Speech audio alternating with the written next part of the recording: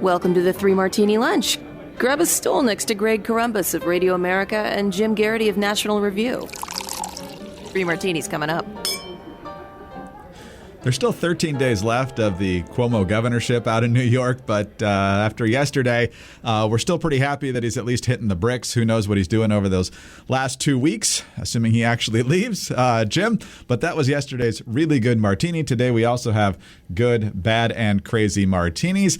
And we have another embattled governor to discuss, and that is Gavin Newsom out in the state of California. So Gavin Newsom on September 14th will go before the voters of California. Should Gavin Newsom be recalled? Yes means he goes, no means he stays. And then there's another question about if he is recalled, who should be the next governor of California? It doesn't just become the lieutenant governor. You actually pick your next governor. And so there are dozens of people on the ballot, just like there were back when Schwarzenegger won the recall and Gray Davis got recalled back in 2003. But Gavin Newsom has an interesting little twist here, Jim. He is telling Democratic voters not to fill out the part of the ballot asking for candidate replacements if, in fact, he's recalled. So either he's really confident or he's trying to prevent the party or other prominent Democrats from getting in the replacement race just in case he happens to get recalled. So rolling the dice all the way here. If Gavin Newsom gets recalled, which according to recent polls is certainly plausible, we might very well end up with a Republican governor in the state of California. Indeed. And if by the middle of next month, we wake up and we find out news that Larry Elder is going to be the governor of California, California Democrats will have no one to blame but themselves. And one big reason is, as noted, they have a huge voter registration advantage, but for obvious reasons, people just aren't that fired up. They're reinstating the COVID restrictions. People just, it's not easy to be enthusiastic about Gavin Newsom. And one of the things I kind of wonder about, and I remember when Newsom got the nomination,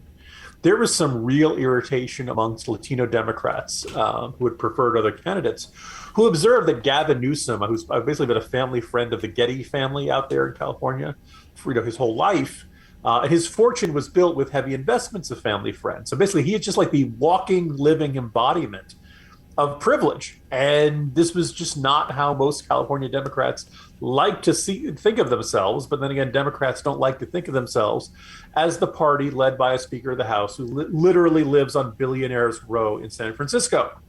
You kind of look at this and you can kind of see, okay, you can see the outlines of a less than the usual level of enthusiasm for California Democrats. And early on, I joked, a couple of weeks ago about Cruz Bustamante, yes, the California state legislator who was kind of the backup to Gray Davis back during the 2003 recall.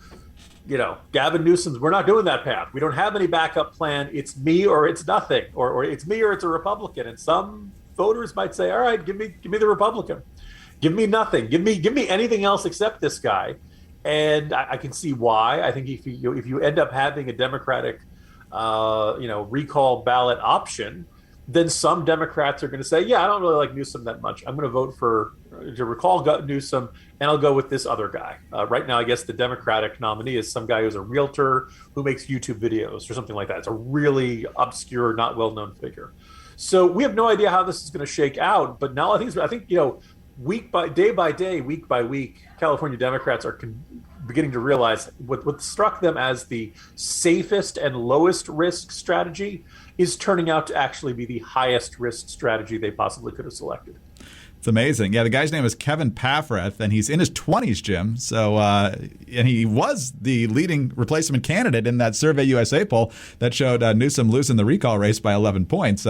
So we'll see how accurate those numbers end up being. But you get an Al Green vibe from this. Could be. But I have seen some, and I didn't remember this from the last recall in 2003, but there are a lot of people who think that Gray Davis got hurt by the fact that Cruz Bustamante was in there, so it gave them a Democratic option. I always assumed it gave them, one Democratic option in a heavily blue state to keep the seat, even if Gray Davis got recalled, which he did. Different strategies for a different generation here, but we'll find out if this works, because it's all or nothing for Gavin Newsom. You're really relying on a lot of Democrats, A, to show up and to actually want to keep you. So given his... But like the presence of a Cruz Bustamante type really is the state Democratic Party saying, okay, we know you don't love the current Democratic governor. We know Gray Davis has disappointed you. And, a big part of that had been that he had basically campaigned for governor saying everything's fine and dandy, we're doing great. And then immediately after the election said, oh my God, the deficit's so bad, we totally have to raise taxes and we totally have to make these cuts and stuff like that. That was a big driving factor back in 2003. What the current approach of the California Democratic Party is, there's no good reason for you to not want Gavin Newsom to stay in there. And that's really not listening to people who are frustrated with everything, the economy or pandemic restrictions or wildfires or on the other problems facing the state of California. Again, it's a high stakes gamble. And if they lose, they're going to lose very big. Jim, one of the things I always like to point out to people is, hey, I just thought of something that'll make you feel old. Do you want to feel old? Well, here's my will make you feel old moment for the day. The recall election in California is on September 14th. For the most part, if you were born at the time of the 2003 California recall, you can vote in this California recall. Not quite. It was October 7th, 2003, so there's about a 3-week gap there.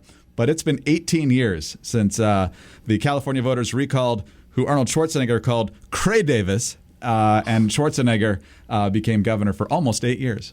18 years ago. Amazing. Greg, you know how you made me feel like just laugh my butt off at that? I'm not laughing my butt off at that. Thanks, Greg. Thanks for making us all feel old.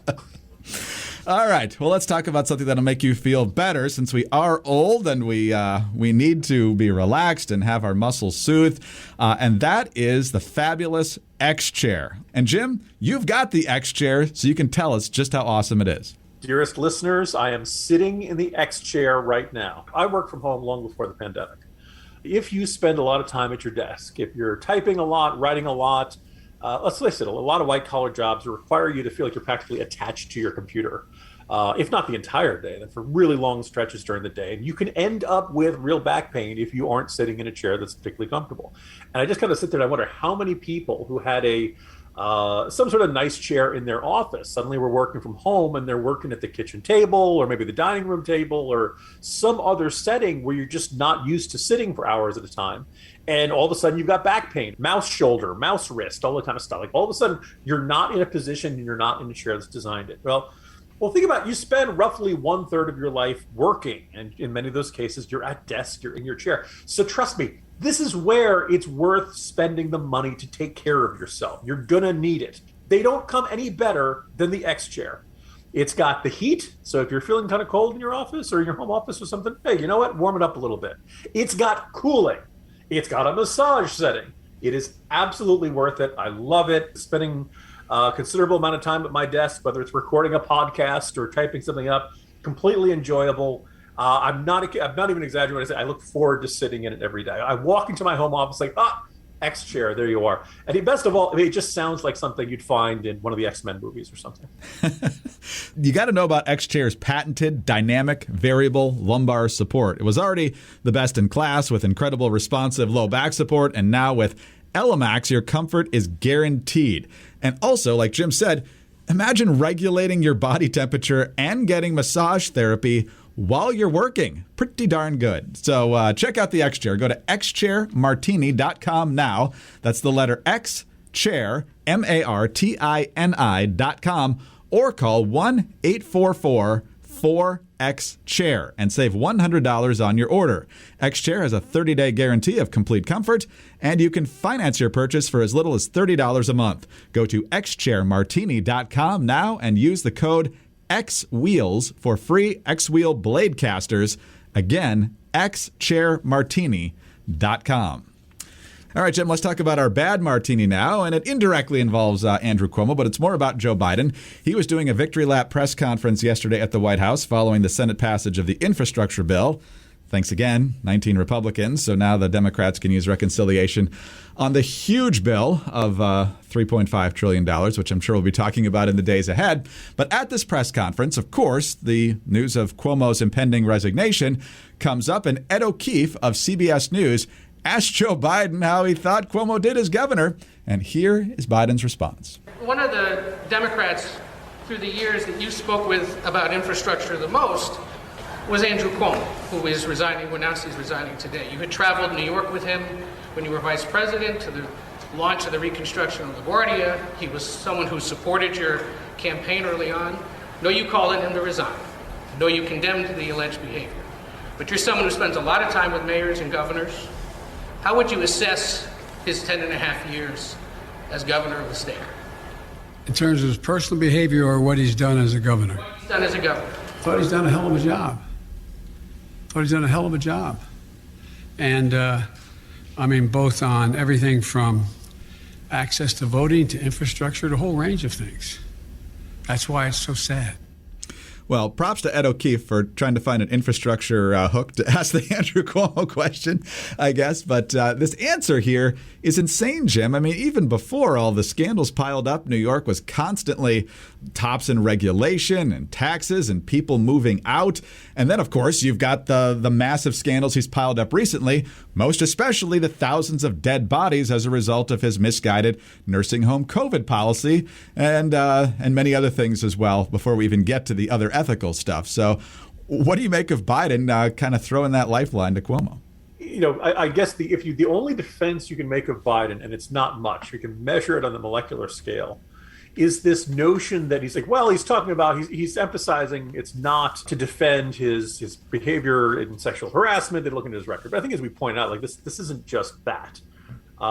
This is in fact that was probably what became most intolerable to the people who were usually Andrew Cuomo's allies. But it doesn't necessarily mean that was the only thing he ever did wrong.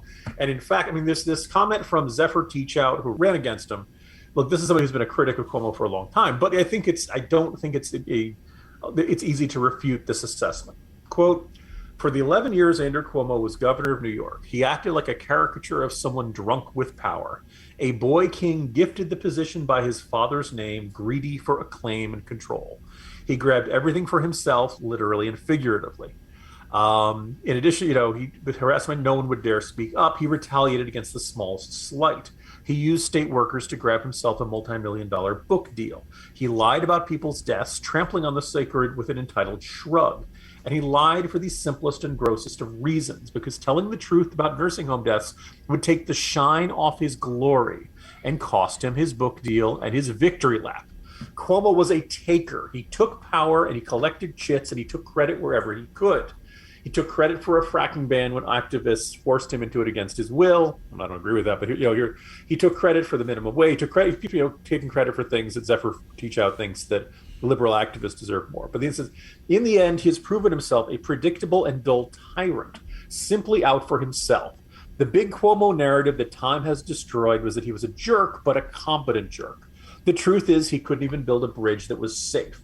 He was competent at tearing people down, but not at building roads, bridges, the MTA, fully funded schools, or sewer systems, the actual things a state needs to survive. He left New Yorkers with gaping holes in our social fabric and immoral levels of equality. Now, maybe you don't agree with every detail of every assessment of Zephyr Teachout, but the overall persona, I think, is an accurate one. And with the accounts of other state lawmakers about the screaming tirades and the bullying and all that kind of stuff, just the recognition of this narrative that had come around for a long time. Because Andrew Cuomo was never really beloved, other than maybe by national political reporters during the first couple of months of the COVID-19 pandemic. But even anybody who had any familiarity with how he was working as governor and working with the state legislature and running the New York state government was that he was a jerk, but okay, he got the job done. But as you and I pointed out, looking at not just that, you can look at the coronavirus numbers, you look at the economic numbers, people leaving the state, Cuomo really couldn't get it done. And in the end, he's a jerk, but he gets it done, was really that whole narrative was his excuse for being a jerk. There are 49 other governors in this country. Maybe they vary in quality, but I think we can all say they all had better character than Andrew Cuomo. I'm sure that some, Californians are griping. And look, Greg, our governor, is either he wore a hood or he wore blackface. I'm not saying they're all prizes, but none of them were Andrew Cuomo, and none of them walked around with this false sense of what a terrific and swell job they were doing. So Joe Biden coming out and saying, boy, he had a hell of a job. He did a hell of a job in the sense that he was the governor from hell. Yes, that assessment I would agree with. You add it all up, though, it's kind of deeply frustrating that our president, Mr. Magoo, who can't really see anything going on around him, couldn't realize that yesterday was not the right day to say, boy, what a swell job he did as governor. Jim, can we put together some sort of March Madness style bracket of people's names that are real but don't seem like they're real? So can we get like Zephyr Teachout against Reality Winner and maybe throw Richie Incognito in there somewhere?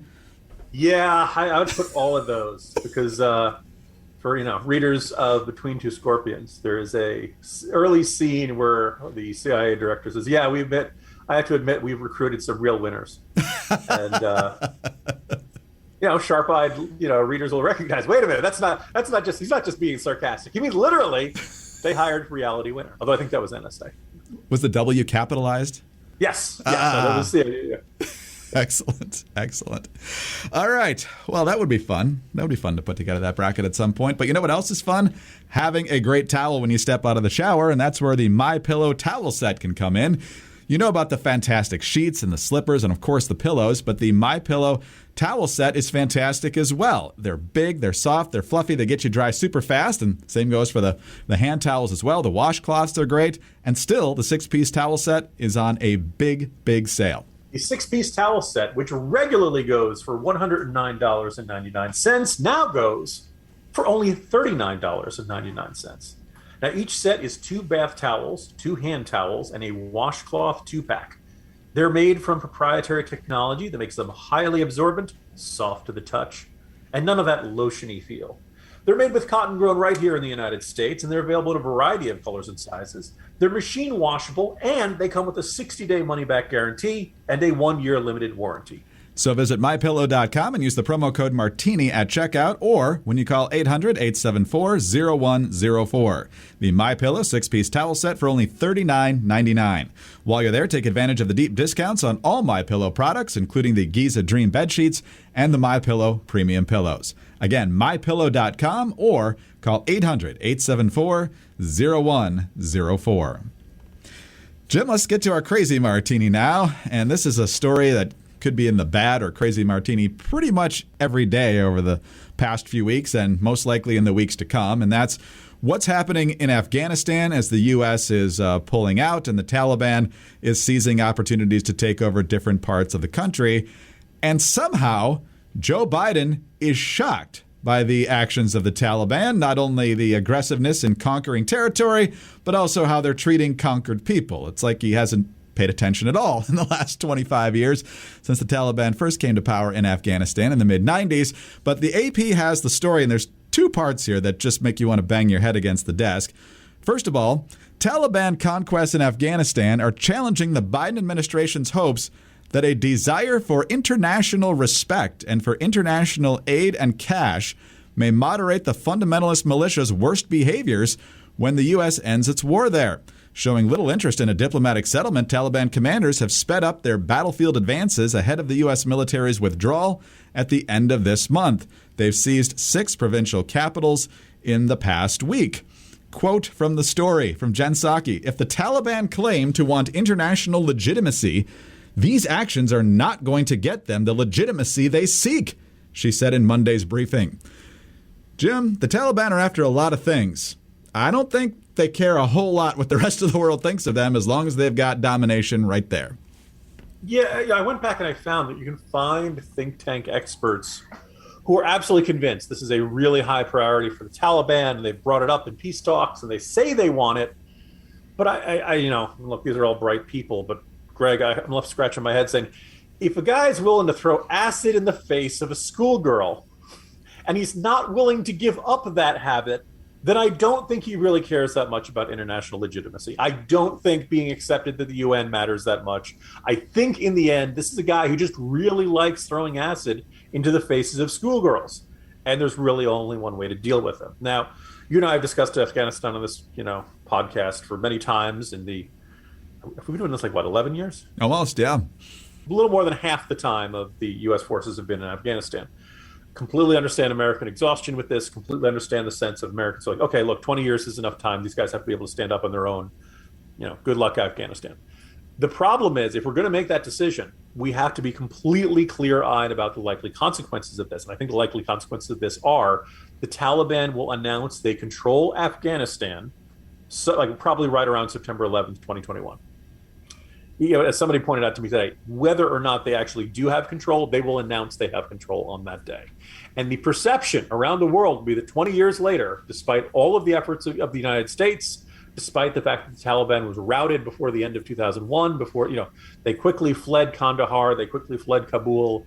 20 years later, they're back in charge and they're ready to start up their same operation. Oh, by the way, there's really no indication that they've cut their ties to al-Qaeda. And by some accounts, they're closer to al-Qaeda than ever before. Now, bin Laden is dead. Al-Qaeda, we don't live in fear of al-Qaeda the way we used to. But I do kind of wonder if the Taliban is running Afghanistan, whether al-Qaeda will then say, hey, you know what? It's time to get the band back together. And whether young, angry Muslim males, the world never has a shortage of those, will start to say, hey, I thought that Islamist fundamentalism and terrorism was going out of style. It looks like it's making a comeback. I have no idea. My fear is that's the case. And that our ability to deter that, our ability to stop that will be hindered by not having any presence in Afghanistan. I really think you could have maintained a few thousand troops, control over Bagram Air Base, and kept a presence and not had a sense of endless stuff. And not only are these schoolgirls getting splattered with acid, I think you're going to see this as a major propaganda victory for Islamist fundamentalism around the world. I hope it doesn't go out that bad. If we're going to go that way, let's make this decision open-eyed. It was last month that Joe Biden told us the Afghan army was the best trained, best equipped, and most competent on the battlefield. Well, that was bullpucky the moment he said it. Everybody knew it. It is clearly, looks absolutely bizarre, ludicrous, and unbelievably out of touch. And in the month that has passed, and as far as I can tell, there's been absolutely zero consequence. The president just went out there and said something that completely wasn't true. I guess people go, presidents lie all the time. But when you're telling people, don't worry, the Afghan army's got this, and they clearly don't, I think there should be some sort of consequence to that. No, that's clearly the case. And of course, Joe Biden is the one who, depending on who you talk to, made sure we didn't get a status of forces agreement in Iraq back in 2011, which led to the rise of ISIS. And so I hope he's not repeating the exact same mistake. Jazz Shah over at Hot Air, we gave you the quote from Jen Psaki.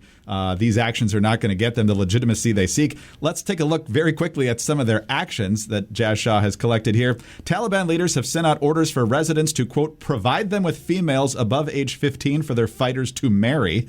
In other words, young girls are being seized and handed out as prizes to the victorious fighters under the guise of being child brides. In other areas, residents suspected of having aided the Americans have been rounded up, leading to the killing of a large number of detainees en masse. So we're headed towards genocide and the absolutely brutal treatment of women and girls once again. Is it Friday yet, Greg? 2 more days. 2 more days. Jim, see you tomorrow. See you tomorrow, Greg. Jim Garrity, National Review. I'm Greg Corombos of Radio America. Thank you for being with us today. Please subscribe to the 3 Martini Lunch podcast if you don't already, and tell your friends about us as well. We are very grateful for your 5-star ratings and your kind reviews. Get us on those home devices. All you have to say is play 3 Martini Lunch podcast. And get us on Twitter as well. Follow us there. He's at Jim Garrity. I'm at Dateline_DC.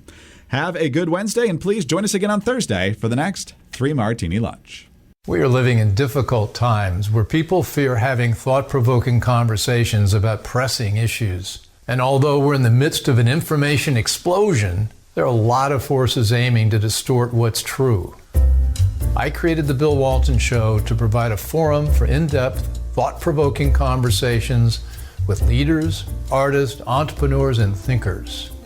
Please join me at thebillwaltonshow.com to explore what's true, what's right, and what's next.